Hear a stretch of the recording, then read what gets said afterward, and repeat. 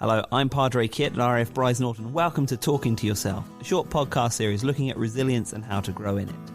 Today, as we continue through our series, we are thinking about suffering. And today, I'm joined by Squadron Leader Dr. John Brazier. Hello, John. Hi, Kit. I've been a GP for 25 years in the NHS, doctor for 33 years. So sadly, something I've come across all too often. Now, suffering, this is a highly emotive and difficult topic, and I want to assure our listeners that we are not taking this glibly or lightly. John, by the nature of your work, we can assume you've had a great deal of first-hand experience of suffering. Can you say a little bit about that, please? Yeah, so in general practice, you do see everything, really, both from mental suffering as well as the actual suffering from pain. So sadly, had a lot of experience of it over the years. I think, as we'll come on to, everyone experiences these things in a very different way, and I think one of the things hopefully we'll show people is that there's no set way to suffer. Everyone responds in a different way, but it's also normal. A lot of suffering is a normal response.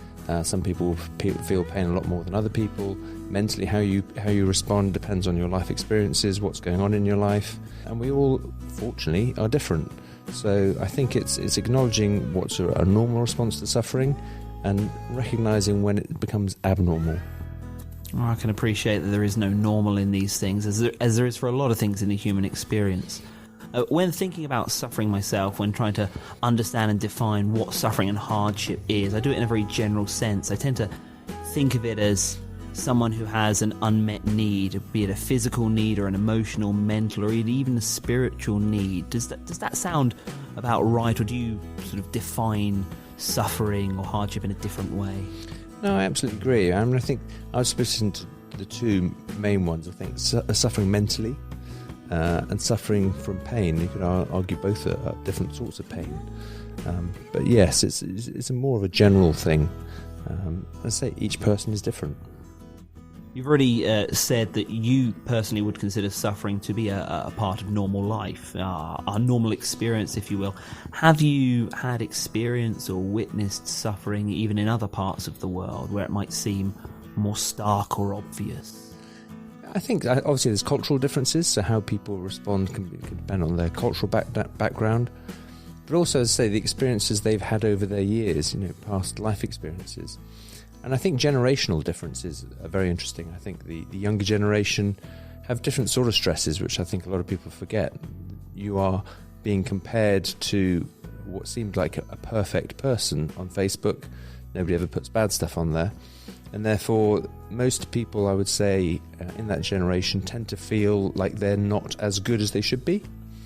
And then you've got the older generation who are brought up to not cry, you don't admit to being depressed, and just trying to, excuse the expression, but man it out, which was, in that generation, was the expression that was used, which I think now people are beginning to realise that's not appropriate.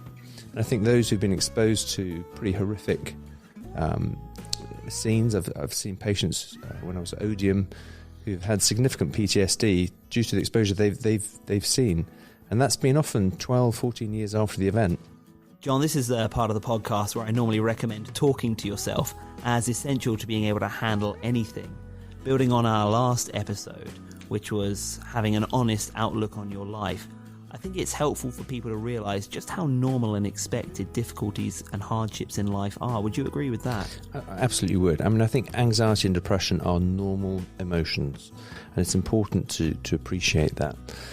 But when it starts to dominate your life, when you're no longer able to sleep every night, and when you have no ability to function, after 2 or 3 weeks of just not feeling any light at the end of the tunnel, it's really important to then approach the Benevolent Fund, chaplain, your GP, your friends, your line manager, whoever you most feel comfortable approaching. And sometimes that can just be a balance, and they go, yeah, I'd feel exactly the same in your boots, and that can help in itself. But it is important, as you say, just to reflect on these things and be able to think and consider, is my reaction appropriate for what's going on? And that in itself builds resilience. And I think when you get through these things, you realise, okay, I do get out the other side of this. There's sadly very few people who have an eternally happy life, and that sounds dreadful to say, but reality is that events happen in everyone's lives. And I always used to say there's two people. There's people who've been exposed to stress and been depressed and anxiety at some time, and those who are going to be. And it's realising that it is normal and getting that appropriate help when it happens. Oh, thank you so much for joining me today, John. I really appreciate you giving up your time and your being here. To everyone else, I would say give yourself talking to rather than listening to yourself. After all, your feelings are not the result of your difficulties, but are the result of what you tell yourself about them.